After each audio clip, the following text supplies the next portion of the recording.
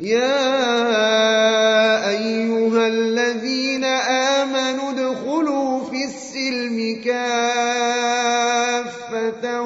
ولا تتبعوا خطوات الشيطان إنه لكم عدو مبين.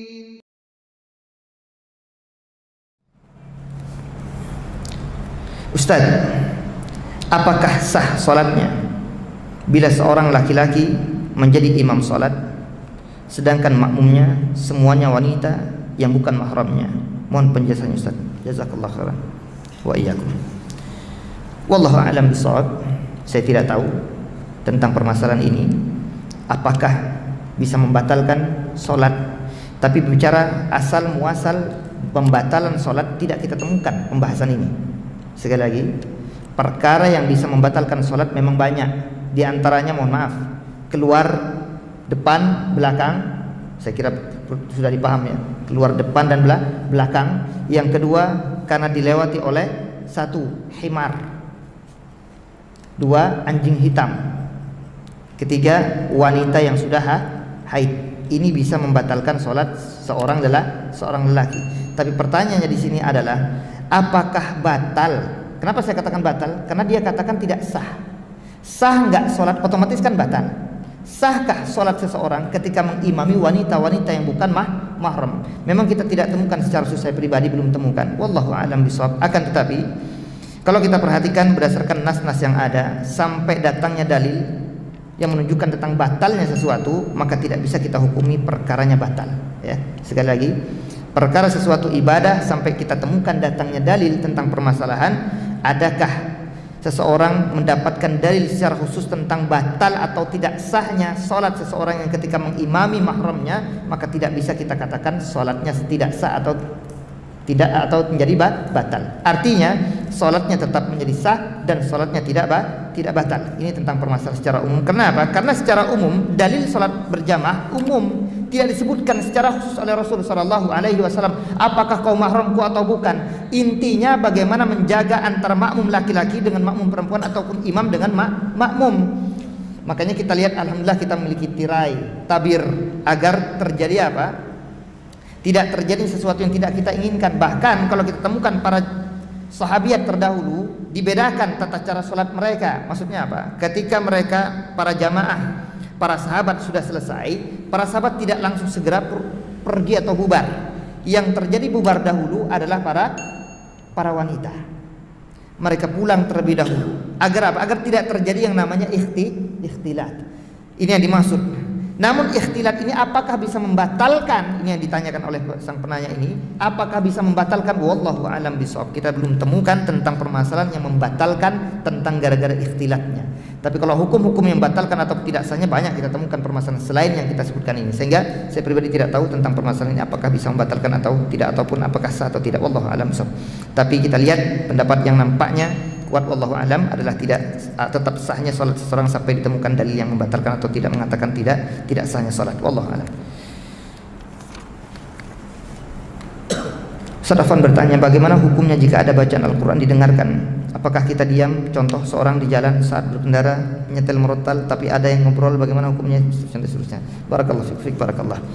Ayat yang berbicara wa idza quri'al Qur'an fastami'u lahu wa ansitu la'allakum turhamun, diberikan tafsirannya oleh Imam Ahmad ibn Hanbal rahimahullah ta'ala adalah ketika kita dalam kondisi sholat, maka ini pendapatnya sambil pilih, silakan tambah nanti antum buka buku sifat sholat Nabi karangan Al-Ustadz Al-Walid Ustadz Yazid bin Jawas hafidhallahu ta'ala. Beliau punya kitab khusus untuk sifat sholat Nabi.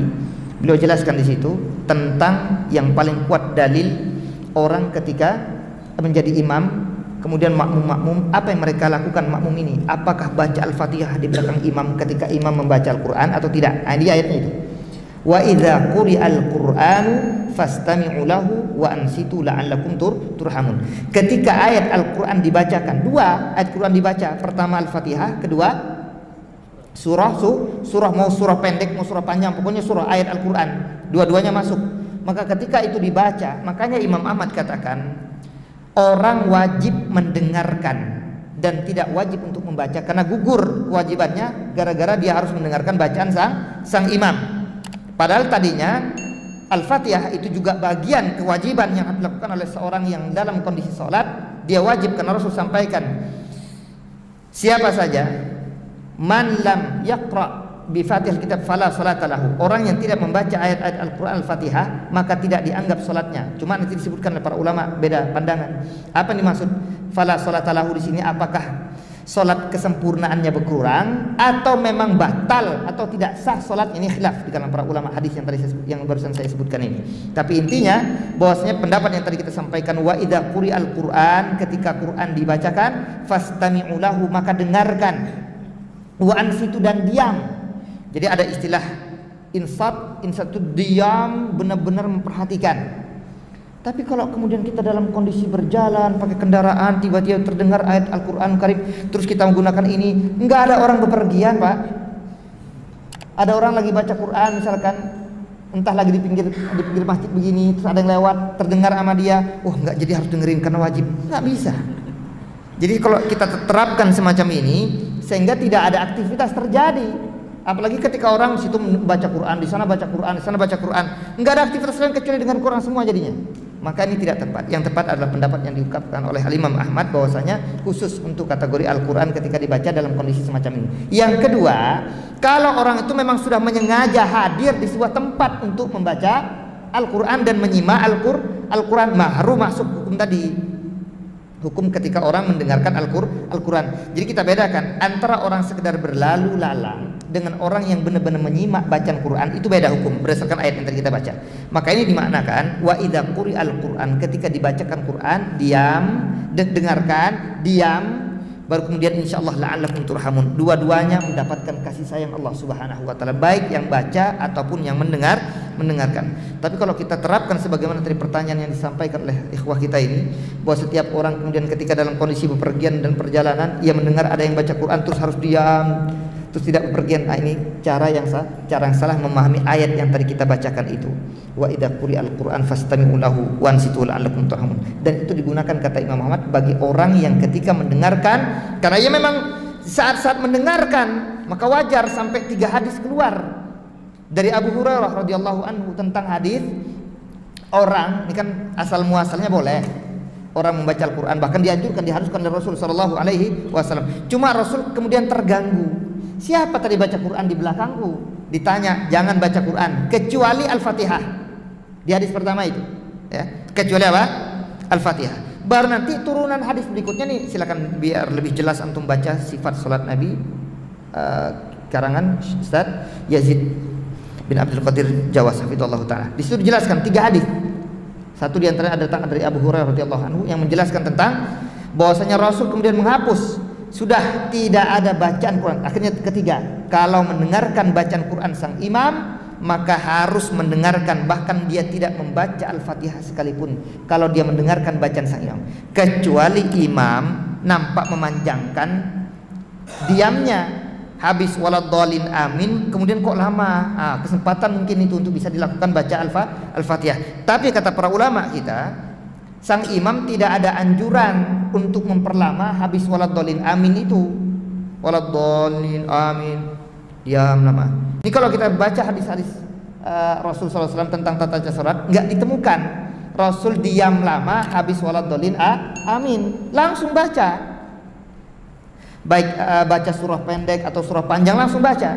Yang ada adalah setelah selesai baca surah, misalkan tadi bi ahkamil hakimin, selesai kan? Nah, itu baru ditemukan riwayatnya Rasul diam sejenak sebelum ruku. Jadi habis baca surah enggak langsung ruku, itu baru ada riwayatnya. Tapi kalau habis waladhdallin amin Nabi diam, kita tidak pernah temukan.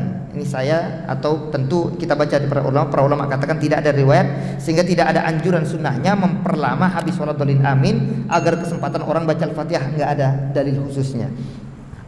Tapi memang tidak langsung serta-merta kita salahkan jadi bid'ah. Enggak demikian cara kita menyikapi, kecuali seakan-akan begitulah tata cara Nabi, itu baru Kita katakan kenapa? Karena mengkhususkan habis sholat dolin amin harus lama. Nah, ini namanya pengkhususan, maka bisa masuk kategori perkara baru dalam agama dan beribadah. Makanya para jemaah sekalian, jadi kita katakan pertanyaan tadi yang disampaikan oleh ikhwah kita ini, apakah seharusnya orang memperdengarkan bacaan Al-Quran, artinya harus mendengar ketika ia dalam kondisi beraktivitas apapun, kemudian harus mendengarkan ketika terdengar baca Quran? Kita katakan tidak. Sehingga yang dimaksud oleh ayat tadi yang kita bacakan adalah ketika orang dalam kondisi sholat. Ini yang diungkap dan dijadikan sebagai pendapat dari Al-Imam Ahmad. Memang sedikit berbeda dengan pendapat Al-Imam Asy-Syafi'i, karena Al-Imam Asy-Syafi'i lebih memandang, mengatakan tetap wajib karena surah Al-Fatihah itu rukun, baik dia mendengar ataupun tidak mendengar bacaan imam, dia wajibkan dan rampungkan dulu surah Al-Fatihah. Hanya saja perkara ini kemudian setelah kita lihat bagaimana kondisi seseorang makmum yang telat, masbuk. Imam dalam kondisi sudah mau ruku, ia pun datang. Apakah ia harus menyempurnakan Al-Fatihahnya? Ternyata kata mereka tidak. Nah, berarti bertabrakan dengan pendapat mereka yang mengharuskan untuk menyelesaikan Al-Fatihah ketika imam dalam kondisi membaca. Maka pendapat yang saya ambil, kalau terdengar bacaan imam kita diam. Meskipun kita harusnya tadi membaca Al-Fatihah, tapi karena imam sudah masuk membaca, pendapat inilah yang saya coba kuatkan, pendapat Imam Ahmad. Dan Imam Ahmad tetapkan selama terdengar imam maka tidak ada bacaan. Sampai bacaan imam tidak terdengar, baru lanjut kembali bacaan yang akan ia baca. Mau baca Al-Fatihah, mau baca surah-surah pendek, silahkan. Ini yang diambil pendapat oleh beliau. Wallahu a'lam.